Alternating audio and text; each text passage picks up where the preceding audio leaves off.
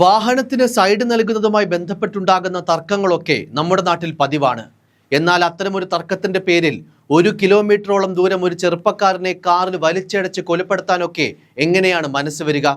എന്തായാലും ഐവിൻ ജിജോ എന്ന 24-കാരൻ മരണപ്പെട്ട സംഭവത്തിൽ 2 CASF ജവാന്മാരാണ് പ്രതിസ്ഥാനത്തുള്ളത്. പിടിയിലായ പ്രതികൾ നെടുമ്പാശ്ശേരി വിമാനത്താവളത്തിലെ CASF ഉദ്യോഗസ്ഥരാണ്. എന്തായാലും കഴിഞ്ഞ ദിവസം രാത്രിയിൽ നെടുമ്പാശ്ശേരിയിൽ ഐവിൻ ജിജോ എന്ന ഒരു ചെറുപ്പക്കാരൻ കാറിടിച്ച് മരിച്ച സംഭവം കൊലപാതകമെന്ന് പോലീസ് കണ്ടെത്തി കഴിഞ്ഞു. ആലപ്പുഴ തുറവൂർ സ്വദേശിയാണ് മരണപ്പെട്ട ഐവിൻ. യുവാവിനെ കാറിടിപ്പിച്ച് കൊലപ്പെടുത്തിയ CASF ഉദ്യോഗസ്ഥരെയാണ് പോലീസ് അറസ്റ്റ് ചെയ്തത്. സംഭവത്തിന്റെ CCTV ദൃശ്യങ്ങളാണ് കേസിൽ ഏറ്റവും നിർണായകമായതും. ഐവിനും CASF ഉദ്യോഗസ്ഥരും തമ്മിൽ സൈഡ് നൽകാത്തതിനെ സംബന്ധിച്ചുണ്ടായ വാക്കുതർക്കത്തിന്റെ ദൃശ്യങ്ങളും ഐവിനെ ഇടിച്ചിട്ട ശേഷം പ്രതികൾ രക്ഷപ്പെടുന്നതുമായ 2 ദൃശ്യങ്ങളാണ് പുറത്തു വന്നത്. ആദ്യം ആ ദൃശ്യങ്ങളൊന്ന് കാണാം.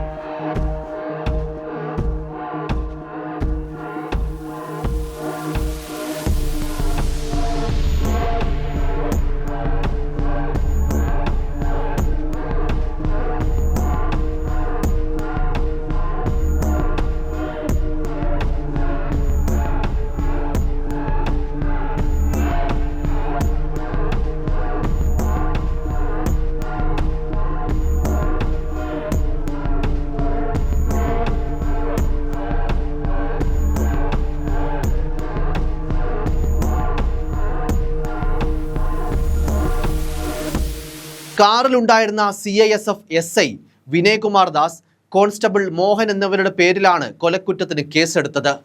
വാഹനത്തിന് സൈഡ് നൽകുന്നതുമായി ബന്ധപ്പെട്ട് ഇരുകൂട്ടരും തമ്മിൽ തർക്കമുണ്ടായി. തർക്കത്തിന് പിന്നാലെ ഐവിൻ പ്രതികൾക്ക് പോകാൻ അനുവദിക്കാതെ കാറിന്റെ മുന്നിൽ നിന്നുവെന്നും പൊടുന്നനെ കാറിലുണ്ടായിരുന്ന പ്രതികൾ കാർ വേഗത്തിലെടുത്ത് ഐവിനെ ബോണറ്റിലിരുത്തി മുന്നോട്ട് പോയെന്നും ഏകദേശം 1 കിലോമീറ്ററോളം ദൂരം ഐവിൻ കാറിൽ കുരുങ്ങി റോഡിലുരിഞ്ഞ് നീങ്ങുകയായിരുന്നുവെന്നുമാണ് പോലീസിന്റെ പ്രാഥമിക നിഗമനം. നെടുമ്പാശ്ശേരി വിമാനത്താവളത്തിന് സമീപമുള്ള നായത്തോട് എന്ന പ്രദേശത്ത് ഇന്നലെ രാത്രിയായിരുന്നു സംഭവം. വാഹനത്തിന് സൈഡ് നൽകുന്നതുമായി ബന്ധപ്പെട്ട് CASF ഉദ്യോഗസ്ഥരും ഐവിനും തമ്മിൽ തർക്കമുണ്ടായിരുന്നതായും പിന്നീട് കയ്യാങ്കളിയിലേക്ക് മാറിയതായും നാട്ടുകാർ പറയുന്നു. അതിനിടെ ഐവിൻ മൊബൈലിൽ ദൃശ്യങ്ങൾ പകർത്താൻ ശ്രമിച്ചതാണ് പ്രകോപനത്തിന് കാരണമായതെന്നും നാട്ടുകാർ സാക്ഷ്യപ്പെടുത്തി. ഇതിനു പിന്നാലെ ഐവിനെ CASF ഉദ്യോഗസ്ഥർ കാറിടിപ്പിക്കുകയായിരുന്നു. ഇടിയുടെ ആഘാതത്തിൽ ബോണറ്റിലേക്ക് വീണ ഐവിനെ കുറച്ചു ദൂരം വലിച്ചഴച്ച് കൊണ്ടുപോയെന്നും FIR-ൽ പറയുന്നു. ഇത്തരത്തിൽ 1 കിലോമീറ്റർ ദൂരമാണ് കാർ സഞ്ചരിച്ചത്. തുടർന്ന് നാട്ടുകാർ ഇടപെട്ടാണ് ഐവിനെ ആശുപത്രിയിലേക്ക് കൊണ്ടുപോയതും. മൂക്കിൽ നിന്നും വായിൽ നിന്നും ചോര വരുന്ന നിലയിലായിരുന്നു ഐവിനെന്നും നാട്ടുകാർ പറയുന്നു. നെടുമ്പാശ്ശേരി വിമാനത്താവളത്തിലെ ഹോട്ടൽ ജീവനക്കാരനാണ് ഐവിൻ. സംഭവത്തിൽ നെടുമ്പാശ്ശേരി പോലീസാണ് 2 CASF ഉദ്യോഗസ്ഥരെയും അറസ്റ്റ് ചെയ്തത്. ഇതിലൊരാൾ ബീഹാർ സ്വദേശിയാണ്. സംഭവത്തിന് പിന്നാലെ നാട്ടുകാരുടെ മർദ്ദനമേറ്റ വിനയകുമാർ ദാസ് ആശുപത്രിയിൽ ചികിത്സയിലാണ്. അതിനിടെ കടന്നുകളഞ്ഞ മോഹനെ രാവിലെ വിമാനത്താവളത്തിൽ വെച്ചാണ് പോലീസ് പിടികൂടിയത്. പുറത്തുവന്ന CCTV ഫുട്ടേജുകളിൽ ഇടിച്ച ശേഷം യുവാവിനെ വലിച്ചിഴച്ചു കൊണ്ട് പോകുന്നതും വ്യക്തമാണ്. നെടുമ്പാശ്ശേരി വിമാനത്താവളത്തിന് സമീപമുള്ള നായത്തോട് ഇന്നലെ രാത്രിയായിരുന്നു സംഭവം. വാഹനത്തിന് സൈഡ് നൽകുന്നതുമായി ബന്ധപ്പെട്ട് CASF ഉദ്യോഗസ്ഥരും ഐവിനും തമ്മിൽ തർക്കമുണ്ടായിരുന്നതായി നാട്ടുകാർ പറഞ്ഞതായും പോലീസ് പറയുന്നു. കാറിൽ 2 CASF ഉദ്യോഗസ്ഥരാണ് ഉണ്ടായിരുന്നത്. തർക്കത്തെ തുടർന്ന് ഐവിൻ CASF ഉദ്യോഗസ്ഥർ ഓടിച്ച കാറിന് മുന്നിൽ നിന്നു. ഐവിൻ മുന്നിൽ നിൽക്കുന്നത് കണക്കാക്കാതെ CISF ഉദ്യോഗസ്ഥർ കാർ മുന്നോട്ടെടുത്തതായാണ് പോലീസ് നിഗമനം. നിലവിൽ സംഭവവുമായി ബന്ധപ്പെട്ട് കൂടുതൽ വ്യക്തത കൈവരാനുണ്ടെന്നും അന്വേഷണം നടക്കുകയാണെന്നുമാണ് പോലീസ് പറയുന്നത്. ഐവിന്റെ മാതാപിതാക്കൾ അതിവൈകാരികമായാണ് സംഭവവുമായി ബന്ധപ്പെട്ട് മാധ്യമ പ്രതികരണം നടത്തിയത്. പട്ടി വട്ടം ചാടുമെന്ന് കരുതി അവനെ കാറിലാണ് ജോലിക്ക് വിട്ടുകൊണ്ടിരുന്നതെന്നും 24 വർഷം കാലാണോ കൈയാണോ വളർന്നതെന്ന് നോക്കിയ വളർത്തിയ മകനാണെന്നും മാതാപിതാക്കൾ ഒരു പ്രമുഖ മാധ്യമത്തോട് പ്രതികരിച്ചു. അതേസമയം ഐവൻ ജിജോ കൊല്ലപ്പെട്ട സംഭവത്തിൽ കാറിലുണ്ടായിരുന്ന CISF ഉദ്യോഗസ്ഥർ മദ്യലഹരിയിലായിരുന്നുവെന്ന സൂചനയുമുണ്ട്.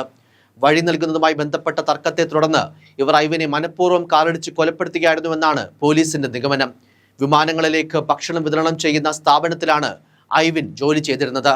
രാത്രി 10-ന് ഡ്യൂട്ടിക്ക് കയറാനായി പോകവേ നായത്തോട് വെച്ചാണ് CISF ഉദ്യോഗസ്ഥരുമായി തർക്കമുണ്ടായത്. റോഡിലൊരു തർക്കമുണ്ടായതായും അല്പം താമസിക്കുമെന്നും ഐവിൻ ജോലി ചെയ്യുന്ന സ്ഥാപനത്തിലേക്ക് വിളിച്ചു പറഞ്ഞിരുന്നതായി ഐവിന്റെ അയൽവാസിയായ ജോസ് പറയുന്നു. 9:30-ഓടെയാണ് ഐവിൻ വീട്ടിൽ നിന്ന് ഇറങ്ങിയത്. 9:50-ന് തർക്കമുണ്ടായതായി സ്ഥാപനത്തിലേക്ക് വിളിച്ചു പറഞ്ഞു. തർക്കത്തിന്റെ ദൃശ്യങ്ങൾ ഐവിൻ തന്റെ മൊബൈലിൽ പകർത്തിയെന്നും സൂചനകളുണ്ട്. CISF ഉദ്യോഗസ്ഥരുമായി ഐവിന് മുൻപരിചയം ഉണ്ടായിരിക്കാൻ സാധ്യതയില്ലെന്നും ജോസ് പറഞ്ഞു. സംഭവത്തിൽ കാറിൽ വിശദമായ ശാസ്ത്രീയ പരിശോധന നടത്താൻ ഒരുങ്ങുകയാണ് പോലീസ്. അങ്കമാലിയിലെ ആശുപത്രിയിലാണ് ഐവിന്റെ മൃതദേഹം സൂക്ഷിച്ചിരിക്കുന്നത്. പോസ്റ്റ്മോർട്ടത്തിന് ശേഷം ബന്ധുക്കൾക്ക് വിട്ടു നൽകും. എന്തായാലും നമുക്കറിയാം, കേരളത്തിൽ MDMAയും മറ്റ് രാസലഹരികളും ഉപയോഗിച്ചുള്ള കൊലപാതകങ്ങൾ ദിനം പ്രതി കൂടുകയാണ്.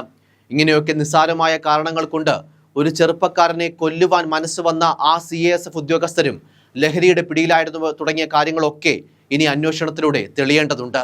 News desk, focus news TV.